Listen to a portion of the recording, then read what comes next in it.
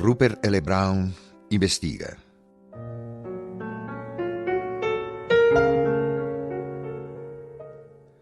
El amanecer lo encontró sumido en sus meditaciones. Si Rupert L. Brown hubiera leído a G. K. Chesterton, cosa que no había hecho, hubiera recordado aquel párrafo. Hay gente, y yo soy uno de ellos, que cree que lo más práctico e importante que se pueda conocer de un hombre es su punto de vista del universo. Creemos que para una casera que inspecciona a su huésped es importante saber sus posibilidades económicas, pero más importante aún es conocer su filosofía.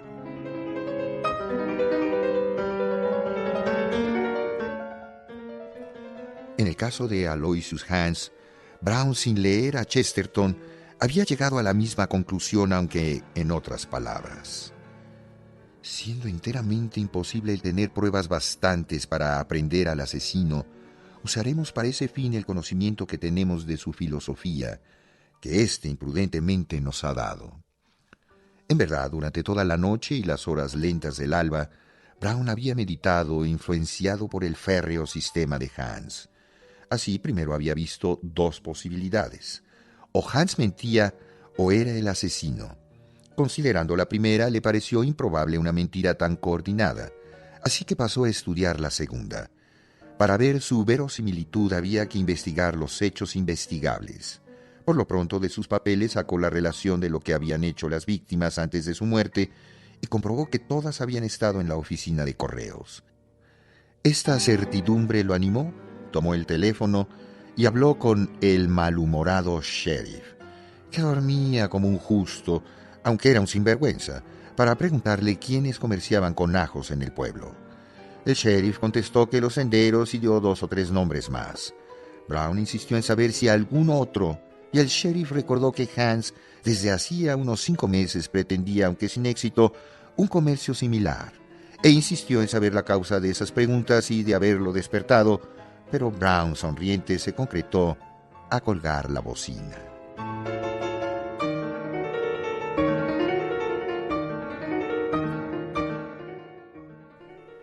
Luego era bastante probable que la segunda premisa fuera cierta y había que buscar las pruebas.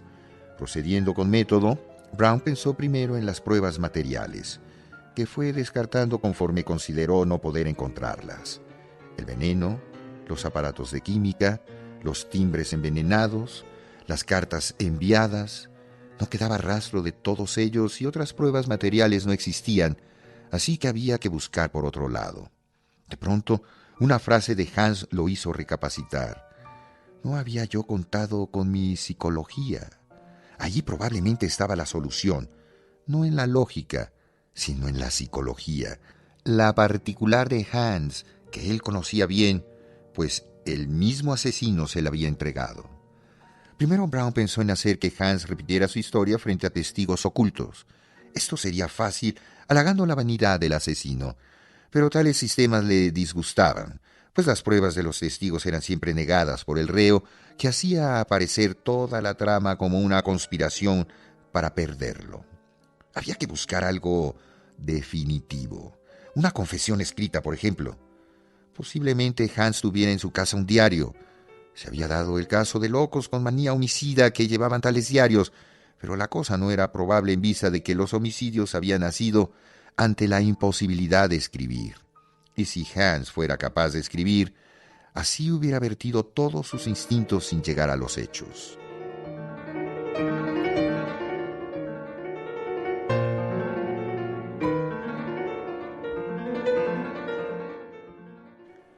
Además, meditó, el tiempo urgía. Otro asesinato estaba pendiente. No podría resultar de un día a otro y echar a perder todas sus gestiones, pues sus jefes no lo pasarían. Sobre la mesa estaba la carta que le había devuelto Hans. Su renuncia no estaba presentada. Brown rompió la carta y siguió meditando.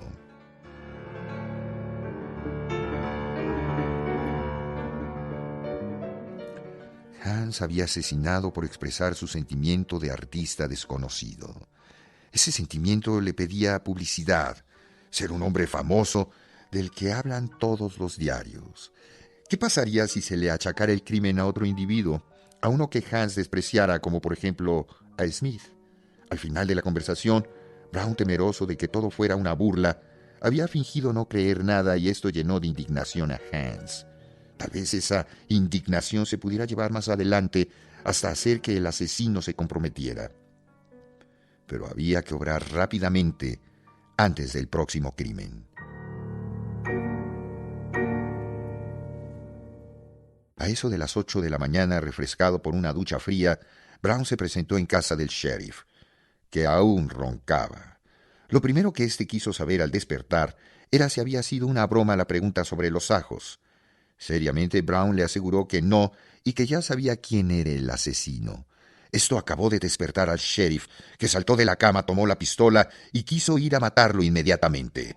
El asesino, prosiguió Brown imperturbable, es Fidelius G. Smith. Les daba el veneno a sus víctimas en la goma de los sobres, un sistema muy ingenioso. Averiguó que Sanders le hacía chantajes a su mujer y lo mató.